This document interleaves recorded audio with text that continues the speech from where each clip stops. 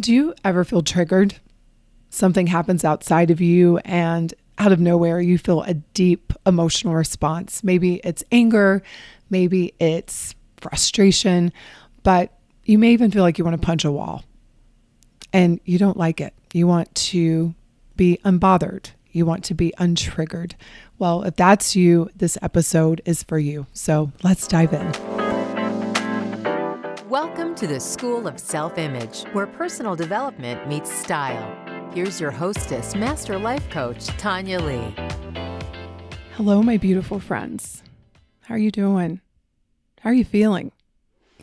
I am not feeling so great.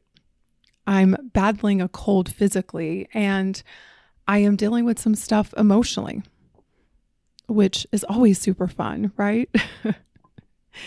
In fact, when I sat down to look at what the podcast topic was going to be for today, I thought it was very, very fitting. So just so you all know, I choose these topics months in advance. I sit down with my creative director and we really think through what the theme of each month is going to be in terms of the edit and choosing podcast topics that I feel will be beneficial to you. And it just so happens that the topic that I'm covering today is also beneficial to me. It's something that I am working through right now, so it couldn't be more perfect. And I'm really excited to share it with you. But before I do, I just want to ask you, have you signed up for the Week of Calm yet? If not, what in the world? It's happening soon. And of all of the challenges that I've done, I think this is the one that we received the most positive feedback around. In fact, we've had over 25,000 women go through the last week of Calm that I did, and we have revamped it, we have updated it, and it's going to be even better than ever. So if you are needing some calm in your life right now, as I feel most of us do, make sure you head over to schoolofselfimage.com/calm and read all about it and sign up. It is absolutely free. And it would be a delight to have you join us. All right, let's dive into today's topic, which is all about being untriggered, how to protect your peace in any situation. Now, I want to just start out by saying that I believe the quest to being untriggered is a beautiful one because it means that you are healing yourself, because every trigger is just showing something within you that needs to be looked at with love and compassion and healed. That's it. And I don't know for us mere mortals that it is possible to be completely untriggered, because as we go through life, we experience wounds and hurts and disappointments. But the quest to be untriggered, I think, is a beautiful one. And so that's what I want to talk about today. I want to talk about how I personally deal with triggers and how I am dealing with them in new ways, because the ways that I have dealt with them in the past have been very protective, but I don't know that they have really helped me to grow and evolve at the level that I want to grow and evolve at now. So let's start this conversation out by talking about what is an emotional trigger. It's when some kind of external event or even an internal one, you can start to think about something and feel triggered, but it evokes this strong emotional response. And it can be a negative trigger, so you start to feel anger or sadness or anxiety or other intense emotions, or it can be a positive one, where you start feeling intense joy and happiness and excitement. For the purpose of today's episode, we're going to be talking about those negative triggers. And over the past week, I have been triggered several times by someone that I love deeply. And it's given me an opportunity to really look within myself at what's going on and to work through some deep, deep wounds that, quite honestly, you all, I thought I was done with, but apparently I'm not. And sometimes I feel like, and this is just a total side note, I feel as if we can put people on pedestals, especially our teachers, our coaches, our mentors, And we can start to think that they are perfect and they have the answer to everything. And I never, ever want to place myself in a position where I don't share my humanness. If you are working with someone and they have created this facade, this illusion that they have it all figured out, I'm just going to encourage you to realize that they are human just like you. And we are all learning and we are all figuring things out. And when I'm having a hard time, I typically don't like to share until I'm on the other side of it because I don't want to dump my problems on my community. And so I often share after I'm on the other side of it, but it just so happens that I'm in it right now. I'm in the muck of it. And I am working through some really deep stuff, and it happens to coincide with today's topic. And so I'm just going to share with you my process, if that's okay. And if it's not, you can just turn off the episode right now. I love you, can come back next week. But if you want to learn, maybe you're triggered right now, I really, really hope that this episode will support you. So let's start this conversation out by talking about how we react to triggers. And I have identified 6 ways that most people react to a trigger. The first one is some people fight. This is when they react. They may say hurtful things. They may even get physical. They get very, very aggressive. Other people flee. It's so uncomfortable that they just want to escape. They want to run. They want to get out of the situation to protect themselves. Some people freeze, meaning they just stand there and they do nothing. And oftentimes when you're freezing, what you're doing is you disconnect from your body, and the feeling of overwhelm just causes you to shut down, making it very, very difficult for you to express your feelings. You just stay put and you just hope that it goes away really quickly. Another way that sometimes we respond to a trigger is that we fawn, meaning we people please.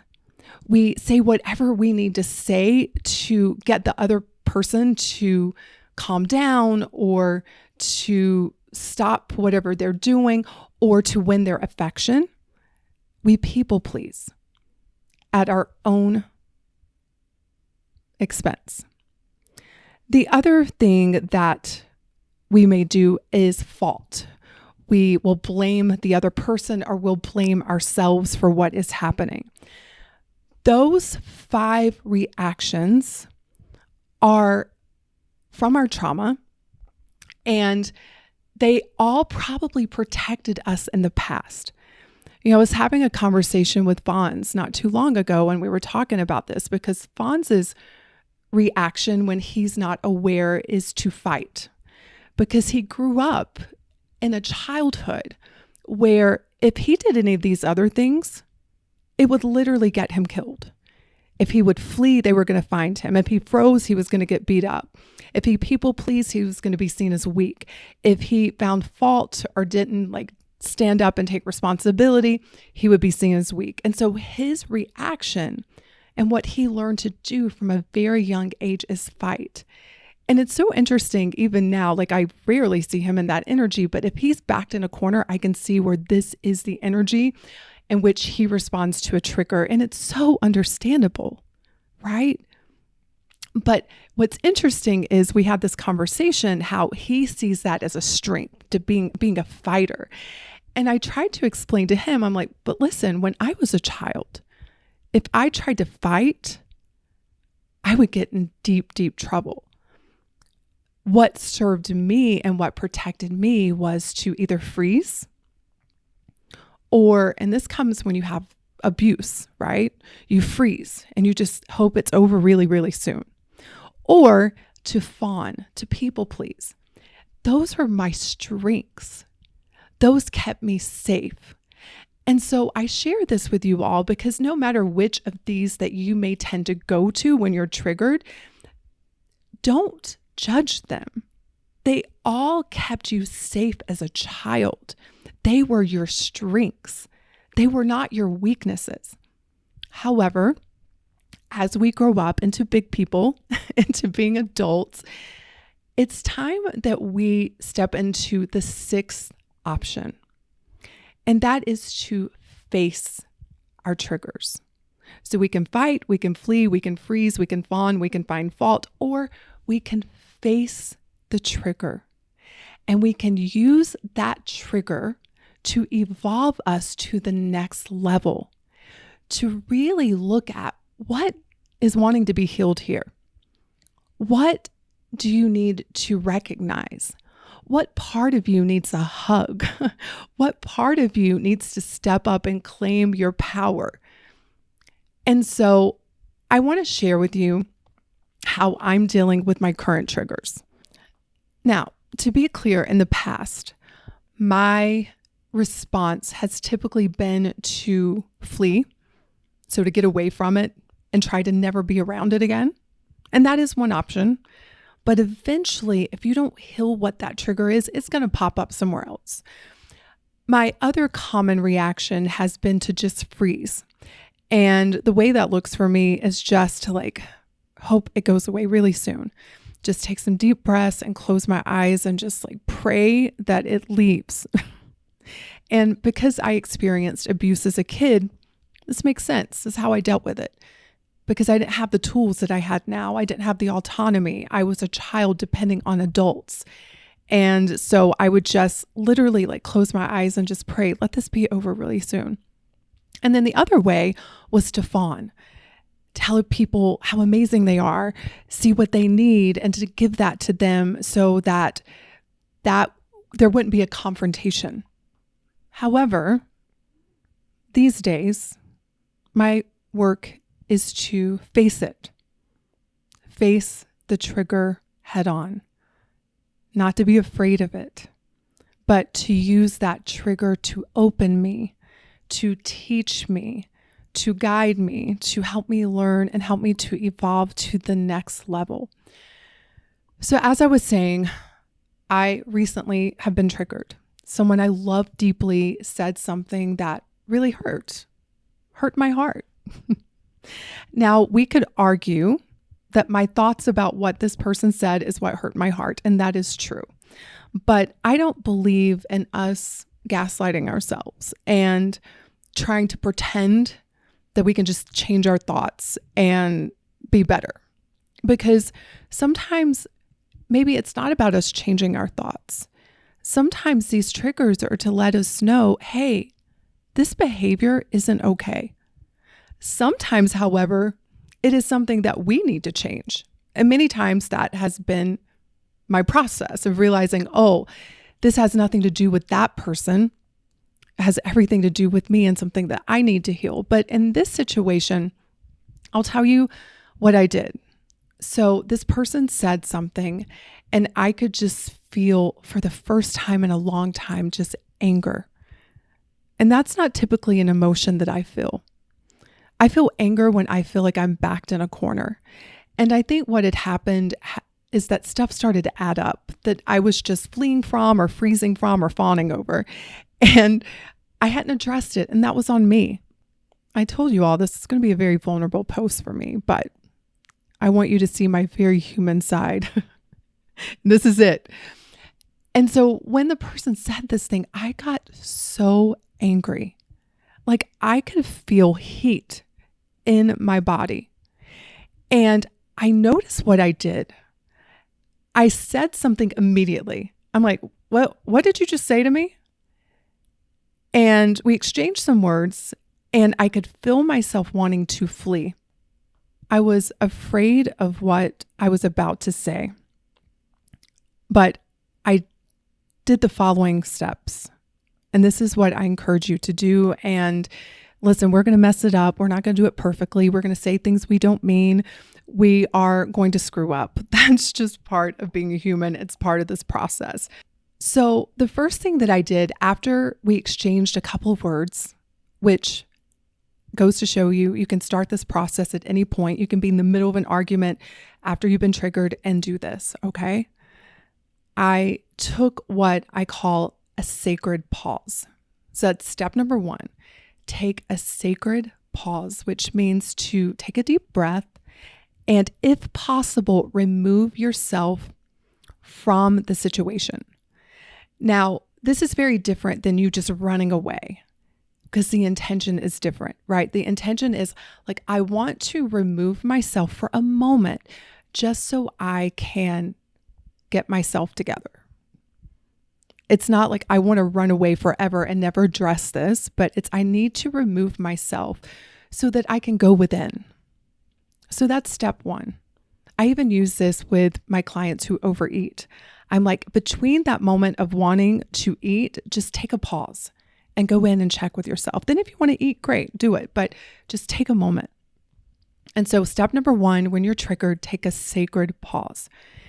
You may be triggered by your husband. You may be triggered by your best friend. You may be triggered by your children or your mother-in-law. It doesn't matter. Just take a breath and step away if possible. If not, you can just do this internally with the person sitting right in front of you. You don't have to say anything. You don't have to react. You can just be within yourself. Step two is the acceptance. The acceptance of how you feel, knowing that it is justified. Every emotion that you feel, do not shame yourself. If you're angry, do not shame yourself. If you are frustrated, do not shame yourself. If you are feeling afraid or anxious. Accepting, I am a human being having a human emotion right now. And this emotion is here to teach me something. That is step two, because if you are shaming yourself on top of the trigger, you're just keeping yourself in this loop, this emotional loop where you can't evolve because you can't learn and grow if you are shaming yourself for being a human being. And so for me, I just poured so much love on myself in that moment because part of me was like, Tonya Leigh, come on. Are you really going to be upset about this? Just get over it. Just change your thoughts.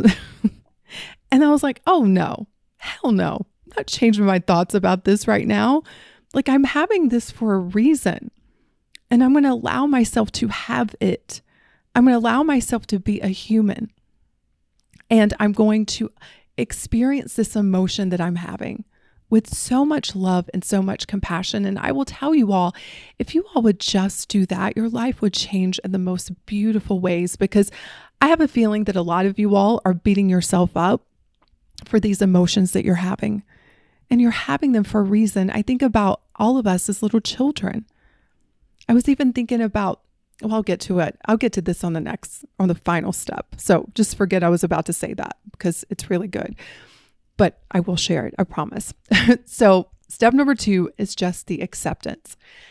Then we go to step three, which is the inner exploration. And this is where you get to ask yourself things like, why am I feeling this way? What happened to me as a child that makes this make sense? Am I overreacting? Has a boundary been crossed? And if so, why do you allow this to happen? What are you afraid of? What do you need right now? What are you thinking right now? Because sometimes you can look at your thoughts and you can see the absurdity of them. For example, if you're having an argument with your spouse, the thought may be, he or she doesn't love me. When you really examine it, you're like, oh wait, I know they love me, right? But in that moment, that one thought can feel so triggering.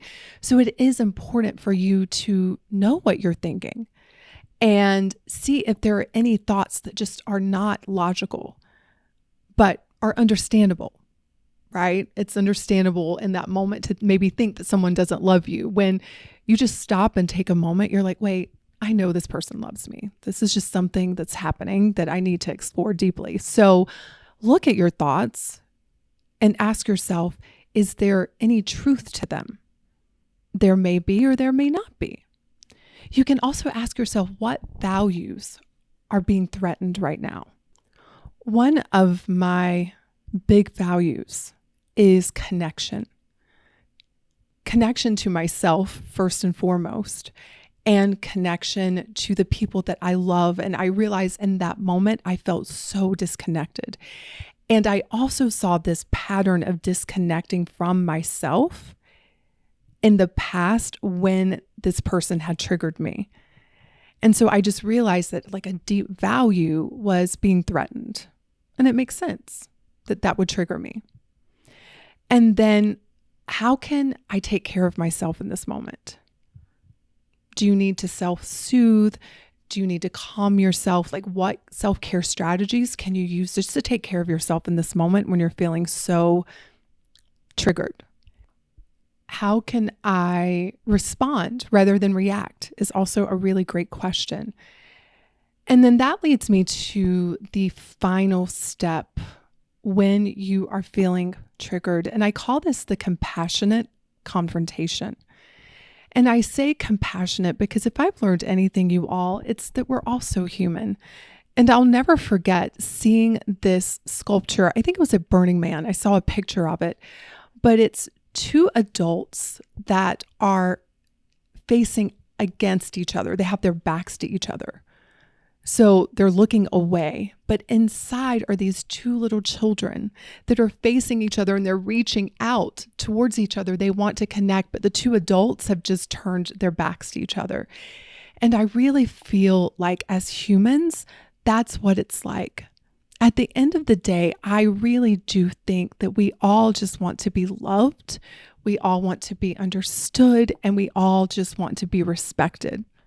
So the compassionate confrontation is about having compassion for both parties, because I do believe that if we don't go through steps 1 through 3, we can show up and just blame and be angry and feel justified in blaming the other person, and no one wins in that. And if you're being triggered by someone that you really love, which this trigger that I had is from someone I really, really love, and I want to use the situation to grow me and this relationship.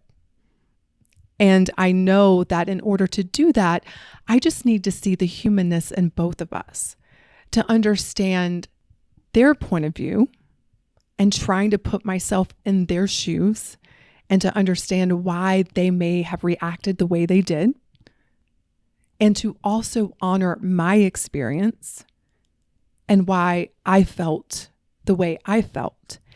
And then coming to the table with this desire to have a win-win, with this desire to deepen the love, to deepen the growth, and more than anything, to evolve yourself to the next level.